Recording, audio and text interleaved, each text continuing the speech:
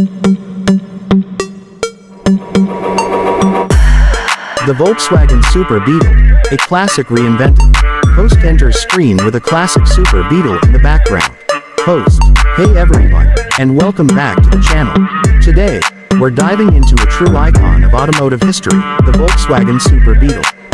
You might know the classic Beetle, but the Super Beetle, that's where things get really interesting. Let's pop the hood on this cult classic and explore what made the Super Beetle different, better, and in some cases, more controversial. Introduction: the evolution of the Beetle. Host stands beside a vintage Beetle and Super Beetle. Host: the original Volkswagen Beetle was the people's car. Designed in the 1930s, mass-produced in the post-war era, and sold worldwide, it became one of the best-selling cars of all time. But by the late 1960s, it was clear, the Beetle needed an update. Enter the Super Beetle, launched in 1971. It looked similar at a glance, but under the surface, it was a whole new beast, or, should we say, bug. What made it super? Cut to close-up shots of front suspension and curved windshield. Host: so, what makes a Super Beetle super? Well, it wasn't just marketing hype. The biggest change was the McPherson strut front suspension.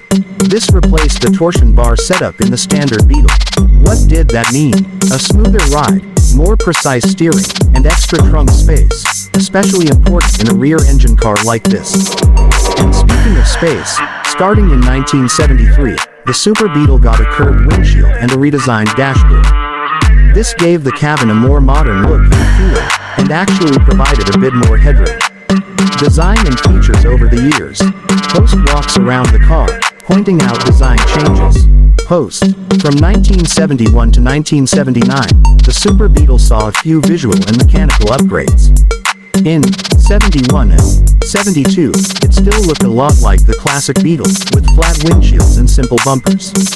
By 1973, that curved windshield appeared, and energy-absorbing bumpers were added in 1974 to meet US safety standards. The interiors got more plush, with upgraded dash materials, better seats, and new climate controls. And yes, if you ever rode in a Super Beetle convertible, you know just how fun and stylish they were. Those remained in production all the way until 1979, even after the sedan version stopped being sold in the US. Performance and mechanics. Cut to engine bay and driving footage. Host: under the hood.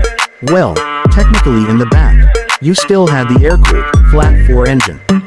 Horsepower ranged from about 60 to 65 horsepower over the years. Not exactly a speed demon, but the Super Beetle wasn't about racing. It was about simplicity, reliability, and charm. The strut suspension made it more stable at highway speeds, which was one of the biggest complaints about the standard Beetle. So if you've ever driven a Super, you probably noticed it feels tighter, smoother, and just a bit more refined. The end of the line. Host in a garage with other classic cars. Host: by the late 70s, front-wheel drive hatchbacks were dominating the market, including VW's own Golf. The rear engine layout was outdated, and safety regulations were getting stricter. So, in 1979, Volkswagen stopped selling the Super Beetle in the United States. But its legacy lives on in collector communities, car shows, and garages around the world. Why the Super Beetle still matters.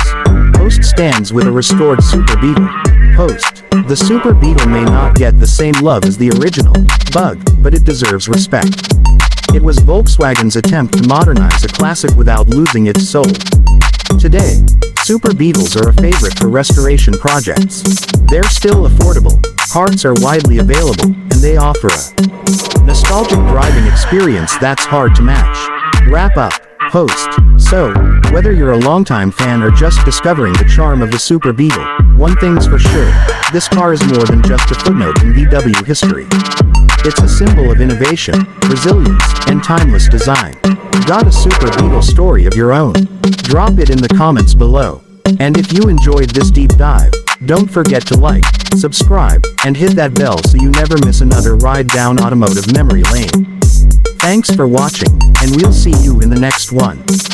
Host waves as music fades in and the screen shows images of classic Super Beetles.